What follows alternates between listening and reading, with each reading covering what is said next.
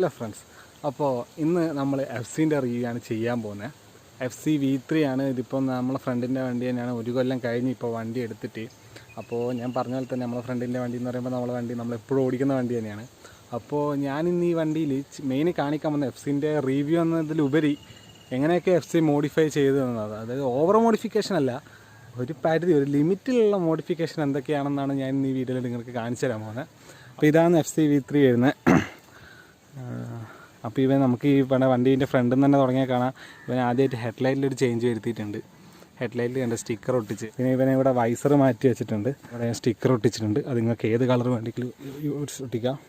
പിന്നെ വരുന്ന ഇവൻ ഹെഡ്ലൈറ്റിൽ ചെറിയ സ്റ്റിക്കറിങ് ബ്ലാക്ക് ചെയ്തിട്ടുണ്ട്. പിന്നെ മറ്റൊരു വലിയ ചേഞ്ച് എന്ന് പറഞ്ഞാൽ നമ്പർ പ്ലേറ്റ് ആണ്. നമ്പർ പ്ലേറ്റ് ഇവൻ താഴത്തേക്ക് മാറ്റി വെച്ചിട്ടുണ്ട്.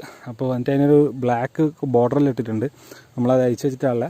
അപ്പോൾ അതൊരു ചേഞ്ചാണ്. സാധാരണ നമ്പർ പ്ലേറ്റ് ഇവിടെയാണ് വണ്ടീൻ്റെ ഉണ്ടാകാറ്. അപ്പോൾ അങ്ങനെ ഒരു ചേഞ്ച് ഇവിടെ എത്തിയാൽ നല്ല രസമുണ്ട് കാണാൻ. അപ്പോൾ അങ്ങനെയാണ് ഫ്രണ്ടിൽ വരുന്ന കുറച്ച് കാര്യങ്ങൾ. പിന്നെ ഇതാണെങ്കിൽ ടയറിൽ അവൻ സ്റ്റിക്കർ വർക്ക് ചെയ്തിട്ടുണ്ട് യെല്ലോ.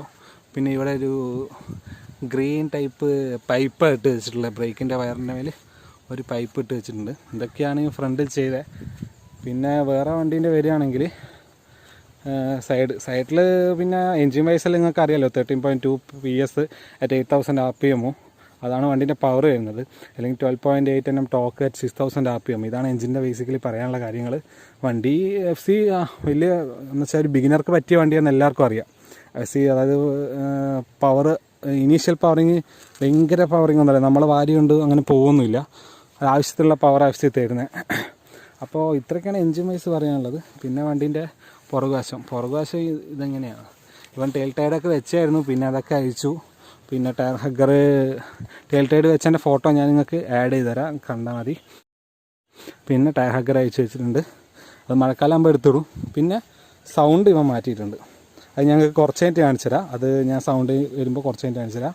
പിന്നെ വേറെ വണ്ടിയിൽ ചേരുകയാണെങ്കിൽ സാരികൾ അഴിച്ചു വെച്ചിട്ടുണ്ട്. ഇത് ഇത്രയ്ക്ക് കാര്യങ്ങൾ നമ്മൾ വണ്ടിയിൽ ചെയ്തിട്ടുള്ളത്.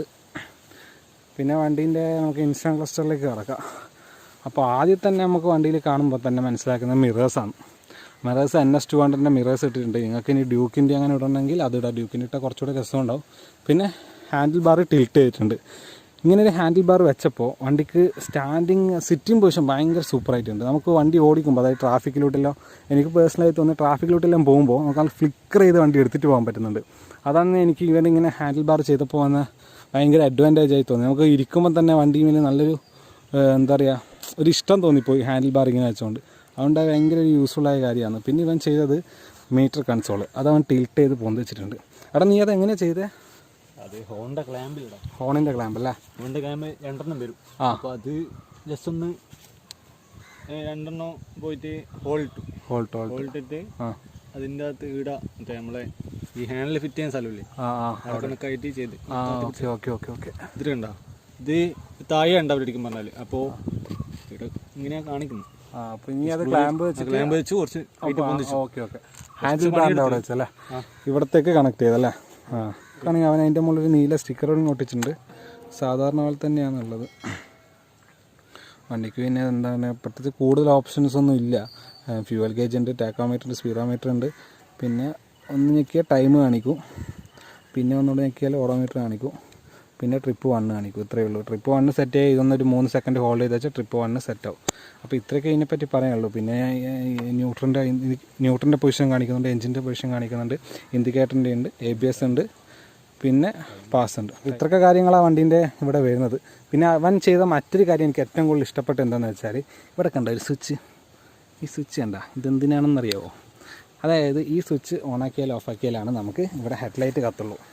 മനസ്സിലായില്ലേ? ഹെഡ്ലൈറ്റ്, അതായത് നമുക്കറിയാം നമ്മളിപ്പോൾ ഫുൾ ടൈം ഓണായിട്ടുള്ള ലൈറ്റുകൾ വേണമെന്നാണ് നിയമം. പക്ഷേ അത് നമുക്ക് ഭയങ്കര ബാറ്ററി ലോസ് ഉണ്ടാക്കുന്നുണ്ട്. അപ്പോൾ ഇപ്പോൾ ഒരു വർഷത്തിനിടയ്ക്ക് നമുക്ക് സ്വിച്ച് വെക്കാൻ പറ്റില്ല. കാരണം എന്താ വെച്ചാൽ കമ്പനി ഷോറൂം എന്ന് പറയും വാറണ്ടി കട്ടാവും, തേങ്ങ കട്ടാവും, അങ്ങനെയെല്ലാം നമുക്കൊന്നും ചെയ്യാൻ പറ്റില്ല. അതുകൊണ്ട് ഇപ്പോൾ 1 വർഷം കഴിഞ്ഞ് വാറണ്ടി എല്ലാം കഴിഞ്ഞു. അതുകൊണ്ട് നമ്മൾ സ്വിച്ച് വെച്ച്, ഞാനിപ്പോൾ എൻ്റെ വണ്ടിക്ക് സ്വിച്ച് വെക്കാൻ പോകുന്നതാണ്. അത് ശരിക്കും ഒരു അഡ്വാൻറ്റേജാണ്. കാരണം എന്താ വെച്ചാൽ ഈ രാത്രി സന്ധ്യ ടൈമിലെല്ലാം നമ്മൾ ലൈറ്റ് ഇടുമ്പോൾ ഈ വള്ള ലൈറ്റ് ഭയങ്കര ഓപ്പോസിറ്റ് വരുന്ന വണ്ടിയൊക്കെ അടിക്കുന്നുണ്ട്. അപ്പോൾ അവർ ശരിക്കും വൈറ്റ് ലൈറ്റ് ഭയങ്കര കണ്ണടിക്കുന്ന ലൈറ്റില്ല. അപ്പോൾ അവർക്ക് ശരിക്കും ഒരു ഡിസ്റ്റർബൻസ് ആകുന്നുണ്ട്. പലപ്പോഴും എൻ്റെ വണ്ടി എടുത്ത് പോകുമ്പോൾ എനിക്കത് തോന്നാറുണ്ട്, ലൈറ്റ് ഒന്നും ഓഫാക്കി കൊടുത്തിനെങ്കിൽ അവർക്ക് സുഖമായിട്ട് പാസ് ചെയ്യാൻ പറ്റുന്നു. പിന്നെ ഇവനെ അവിടെ ഒരു റെഡ് ലൈറ്റ് കൊടുത്തിട്ടുണ്ട്. അപ്പോൾ ഇത്രയൊക്കെ ഉള്ളൂ ഈ വണ്ടിയിൽ ചെറുതായിട്ട് മോഡിഫൈ ചെയ്ത്. പിന്നെ ഇവിടെ സ്റ്റിക്കറിങ് ചെയ്തിട്ടുണ്ടായിരുന്നു ഇവരിങ്ങനെ നല്ലൊരു ട്രയാങ്കിൾ ഷേപ്പിൽ ഇവിടെ നിറച്ച് സ്റ്റിക്കർ വർക്ക് ചെയ്തിട്ടുണ്ടായിരുന്നു. അത് പിന്നെ ഒരു രസം തോന്നായിട്ട് പിന്നെ അത് മാറ്റി. അതിൻ്റെ ഫോട്ടോ ഞാനിപ്പോൾ ഇതിൽ ആഡ് ചെയ്യാം. അപ്പോൾ ഇത്രയൊക്കെ കാര്യങ്ങളാണ് ഇവനിവിടെ ചെയ്തിട്ടുള്ളത്. വേറെ മാറ്റങ്ങളായിട്ടൊന്നും ചെയ്തിട്ടില്ല. പിന്നെ സൗണ്ട് കാണിച്ചു തരാം. അതിന് മുമ്പ് സ്റ്റാർട്ടാക്കുമ്പോൾ നമ്മൾ സൗണ്ട് കേൾക്കണമല്ലോ. ഫ്യൂൽ ഇഞ്ചക്ഷൻ സാധാരണ വണ്ടിക്കെല്ലാം കിൽ സ്വിച്ച് ഓണാക്കിയല്ല സൗണ്ട് വരിക. പക്ഷേ എഫ്സിൻ്റെ ഈ താക്കോൽ ഓണാക്കം തന്നെ സൗണ്ട് വരും. കേട്ടില്ല? ഈ സൗണ്ട് വന്നതിന് ശേഷം നമ്മൾ വണ്ടി സ്റ്റാർട്ടാക്കുക.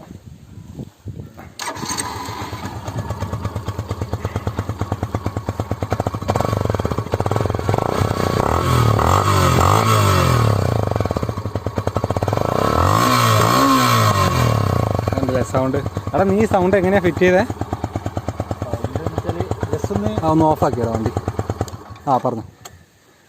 ഒരു ബോൾട്ട് വെച്ചിട്ട് ബോൾട്ടും വെച്ചിട്ട് കുറച്ച് പൊക്കി. ആദ്യം ഇത് അല്ലെങ്കിൽ ആയിരുന്നു ഇത് 10ന്റെ ഒരു ബോൾട്ട് വെച്ച് കുറച്ച് പൊക്കി എടുത്തേ. ഓക്കെ അത്ര ആക്കിയ സൗണ്ട് ആവും. ഒരു ഹഗ്ഗർ കഴിച്ചു. അതെല്ലാം പറഞ്ഞു. അപ്പോൾ സൗണ്ടൊക്കെ അത്ര സിമ്പിളല്ലേ എഫ് സിയിൽ? ഓക്കെ. പിന്നെ ഈ വണ്ടീനെ പറ്റി വേറെ കാര്യങ്ങളൊന്നും പറയാനില്ല. നിങ്ങൾക്ക് എൻജിൻ വൈസും കാര്യങ്ങളെല്ലാം അറിയാം വണ്ടീനെ പറ്റി.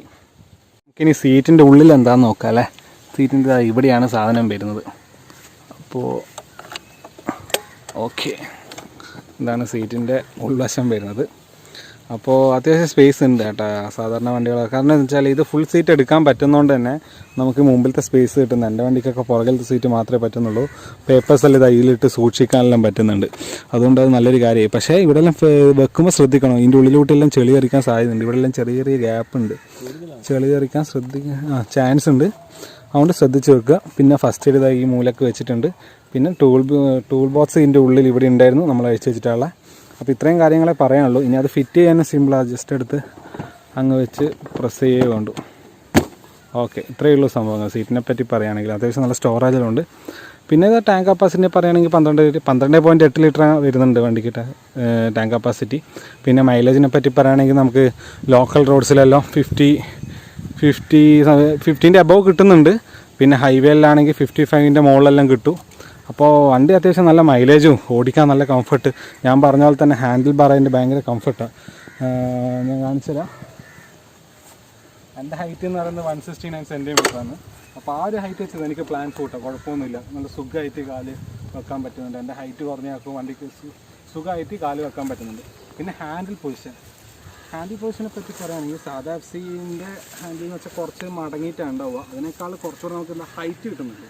അപ്പോൾ ഇത് കുറച്ച് ഡൗൺ ആകും. അപ്പം നമ്മളെ പുറം ഇങ്ങനെ ബെൻഡായി പോകും. പക്ഷേ ഇവന് അങ്ങനെ ചെയ്തുകൊണ്ട് കുറച്ച് ഹാൻഡിൽ ബാർ ഒന്ന് റേസ് ചെയ്തു, ടിൽറ്റ് ചെയ്ത് റേസ് ചെയ്തുകൊണ്ട് അത്രേ ചെയ്തിട്ടുള്ളൂ. അതുകൊണ്ട് തന്നെ നമുക്ക് നല്ല കറക്റ്റ് സിറ്റിംഗ് പൊസിഷൻ കണ്ടു നെഞ്ചും വെച്ചങ്ങ് ഇരിക്കാം, ഒരു പ്രശ്നമില്ല. അതാണ് എനിക്ക് ഭയങ്കര ഇഷ്ടമായി. അത് മാത്രമല്ല ബ്ലോക്ക് ചെയ്താൽ ഫിക്കർ ചെയ്ത് എടുക്കാനും പറ്റും. അതെനിക്ക് ഭയങ്കര ഇഷ്ടപ്പെട്ടൊരു ഫീച്ചറാണ്. നല്ല ഇതിങ്ങനെ ചെരിഞ്ഞ് നല്ല നെഞ്ചും വിരിച്ചിരിക്കാൻ പറ്റുന്നൊരു സിറ്റിംഗ് പൊസിഷൻ അവൻ ആക്കിയിട്ടുണ്ട്. അതുകൊണ്ട് എനിക്ക് ഭയങ്കര ഇഷ്ടപ്പെട്ട ഫീച്ചറാണ്. ഞാനത് അവൻ ചെയ്തപ്പോൾ തന്നെ അവനെ ഞാൻ പ്രശംസിച്ചിന്. അപ്പോൾ അതെനിക്ക് ഭയങ്കര ഇഷ്ടപ്പെട്ട കാര്യമാണ് കേട്ടോ. അപ്പോൾ ഹാൻഡിൽ ബാർ അങ്ങനെ ആക്കിയാൽ കുറച്ചുകൂടെ കംഫർട്ട് കിട്ടും വണ്ടീൻ്റെ ഭാഗത്ത്. അത് പിന്നെ നിയമപരമായിട്ട് തെറ്റൊന്നുമില്ല. ഹാൻഡിൽ ജസ്റ്റ് ഒന്ന് തിരിച്ചു വെക്കുന്നു, ദാറ്റ്സ് ഓൾ, അത്രേ ഉള്ളൂ. പിന്നെ മിറേഴ്സ് ആയാലും നല്ല വിസിബിലിറ്റി ഉണ്ട്. നമുക്കല്ല എഫ്സിൻ്റെ മിറേഴ്സ് അറിയാം, ഒരു കമ്പി പോലത്തെ ഇങ്ങനെ വരുന്ന സാധനം. അതിനെക്കാട്ടും നല്ലത് NSൻ്റെയോ അല്ലെങ്കിൽ ഡ്യൂക്കിൻ്റെയോ വെക്കുന്നത് നല്ലത്. അപ്പോൾ ഇത്രയൊക്കെ വണ്ടിനെ പറ്റി പറയാനുള്ളൂ. വണ്ടിക്ക് ലീൻ ചെയ്യും, ഇങ്ങനെയുള്ള കറക്റ്റ് പൊസിഷനും ഇത്ര ചെയ്യുക. പക്ഷേ അത് നമുക്ക് ബോഡി പെയിൻ ഒന്നും ഉണ്ടാക്കുന്നില്ല. അത് ജസ്റ്റ് കോമൺ ഇരുത്തം തന്നെ വണ്ടിക്ക് വരുന്നത്, അല്ലാണ്ട് വേറെ കുഴപ്പമൊന്നുമില്ല. നമുക്ക് നല്ല സുഖമായിട്ട് യാത്ര ചെയ്ത് പോകാൻ പറ്റുന്നുണ്ട്. കയറി ഇരിക്കണമെങ്കിൽ കയറി നിന്നിട്ട് യാത്ര ചെയ്യുക. അപ്പോൾ മൊത്തത്തിൽ പറയാൻ നല്ല കംഫർട്ട് വണ്ടിയാണ്. ആവശ്യത്തിനുള്ള പവർ ഉണ്ട്, എനിക്ക് ഭയങ്കര പവറൊന്നും വേറെ പ്രശ്നങ്ങളൊന്നും ഇല്ല. ബാക്കി പ്രശ്നങ്ങളെല്ലാം സർവീസിൽ മാറ്റിയിട്ടുണ്ട്. പിന്നെ അങ്ങനെ ചെറിയ പ്രശ്നങ്ങൾ എന്താണെന്ന് വെച്ചാൽ വണ്ടി വാങ്ങിച്ച ടൈമിൽ ഇവിടെ ഈ ടാങ്കിൻ്റെ ഇവിടെ കാണുന്നില്ല നിങ്ങൾ, നടുക്കൊരു കോട്ടിങ് ആയിട്ട് ഈ ഗ്യാപ്പിൽ ഇവിടെ നല്ല ഗ്യാപ്പ് ഉണ്ടായിരുന്നു. കാരണം നമുക്കറിയാം ബോൾട്ടെല്ലാം വെച്ച് ഉള്ളിൽ ടൈറ്റ് ആക്കുന്ന സാധനം ഇവിടെ നല്ല ഗ്യാപ്പ് ഉണ്ടായിരുന്നു. സർവീസ് സെൻറ്ററിൽ പോയി കാണിച്ചപ്പോൾ അത് അവർ ശരിയാക്കി തന്നു. പിന്നെ മീറ്ററിൻ്റെ ഇവിടെയൊക്കെ ഇങ്ങനെ ഗ്യാപ്പ് കാണിക്കുന്നുണ്ടായിരുന്നു. അതെല്ലാം സർവീസ് സെൻറ്ററിൽ പോയി പറഞ്ഞപ്പോൾ അവർ ശരിയാക്കി തന്നു. അതിനൊന്നും ഒരു കുഴപ്പമില്ല.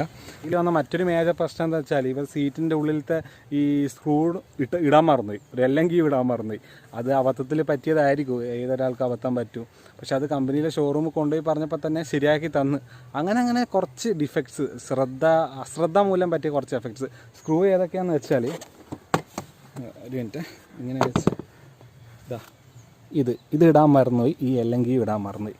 ഇത് അവരെ പറ്റിയൊരു തെറ്റ്. പക്ഷെ അത് അവർ പറഞ്ഞപ്പോൾ അവർ അപ്പാട് റെക്ടിഫൈ ചെയ്ത് തന്നിന്, വേറെ കുഴപ്പമൊന്നുമില്ല. അതൊരു അശ്രദ്ധ കൊണ്ട് അങ്ങനെ പറ്റിപ്പോയതായിരിക്കും, വേറെ പ്രശ്നങ്ങളൊന്നും ഇല്ല. അപ്പോൾ ഈ വണ്ടിയിൽ എനിക്ക് മൊത്തത്തിൽ ഒരു പ്രശ്നവും തോന്നുന്നില്ല, ഇത്രേ കാര്യങ്ങളുള്ളൂ. അപ്പോൾ വണ്ടി മൊത്തത്തിൽ പറഞ്ഞാൽ നീറ്റ് വണ്ടിയാണ്, വേറെ കുഴപ്പങ്ങളൊന്നുമില്ല. ഹെഡ്ലൈറ്റ് വിസിബിലിറ്റി കുറച്ച് കുറവാണ്, എന്നുവെച്ചാൽ നമുക്ക് കറക്റ്റ് വിസിബിലിറ്റി കിട്ടില്ല. ഇപ്പോൾ ഒരു വേറെ വണ്ടിയൊന്നും ഇല്ലാത്ത റോഡിലോട്ട് പോവുകയാണെങ്കിൽ നമുക്ക് കറക്റ്റ് വിസിബിലിറ്റി കിട്ടുന്നില്ല, ആ ഒരു പ്രശ്നമേ ഉള്ളൂ. വേറൊരു പ്രശ്നം എന്ന് പറയുക ഈ വണ്ടിക്കില്ല. നമുക്ക് വേറൊരു പ്രശ്നം എന്ന് പറഞ്ഞാൽ നമുക്ക് വന്നൊരു അനുഭവമാണെന്ന് പറയുന്നത്, അതിപ്പോൾ സർവീസ് സെൻറ്ററിൽ വണ്ടീൻ്റെ ബാറ്ററി 3 മാസം കഴിഞ്ഞ്, വണ്ടി എടുത്തിട്ട് 3 മാസം കഴിഞ്ഞപ്പോൾ തന്നെ ഫെയിലായിപ്പോയി ബാറ്ററി. എന്നിട്ട് ഫെയിലായി പോയിട്ട് നമ്മൾ സർവീസ് സെൻറ്ററിൽ കൊടുത്തപ്പോൾ അവർ പറയുന്ന കാര്യം എന്തെന്ന് വെച്ചാൽ, അവർക്ക് ചാർജ് ചെയ്യാൻ കൊടുത്ത് ചാർജ് ചെയ്യുന്നാവുന്നില്ല. എന്നിട്ട് 2 ദിവസം കഴിഞ്ഞിട്ടോ 3 ദിവസം കഴിഞ്ഞിട്ടോ 4 ദിവസം കഴിഞ്ഞിട്ടോ അങ്ങനെ അവർ കുറേ പറഞ്ഞ്, എന്നിട്ട് നമ്മൾ കുറേ കളിപ്പിച്ച്. എന്നിട്ട് അവസാനം വണ്ടി കുറേ വിളിക്കുമ്പോൾ അവർ ഇപ്പം തരാം സാർ, അല്ലെങ്കിൽ നാളത്തെ രസം, അങ്ങനെ പറഞ്ഞ് കുറേ കളിപ്പിച്ച്. അവസാനം ഇപ്പം മെക്കാനിക് ആയതുകൊണ്ട് ഇവൻ്റെ ഷോപ്പിൽ നിന്ന് തന്നെ ഒരു ബാറ്ററി എടുത്തിട്ട് തൽക്കാലികം വണ്ടി ഓടിക്കുക ചെയ്തത്. എന്നിട്ട് ഒരാഴ്ചയെല്ലാം കഴിഞ്ഞപ്പോൾ ഇവന് കിട്ടിയേ, ഒരാഴ്ചക്ക് മേലെ കഴിഞ്ഞു, 1 മാസമായാറാ? 1 മാസമായി. ഓ, 1 മാസമെല്ലാം കളിപ്പിച്ചല്ലേ. അപ്പോൾ ഇത്രയൊക്കെ ഉള്ളൂ. അപ്പോൾ എൻ്റെ ചാനൽ സബ്സ്ക്രൈബ് ചെയ്യണം. ഞാനൊരു പുതിയ ആൾക്കാർ നിങ്ങൾക്ക് എല്ലാവർക്കും അറിയാം. അപ്പോൾ സബ്സ്ക്രൈബ് ചെയ്ത് എൻ്റെ തൊട്ടിപ്പുറത്തുള്ള ബെല്ലൈക്കണും കൂടി ഞെക്കണം.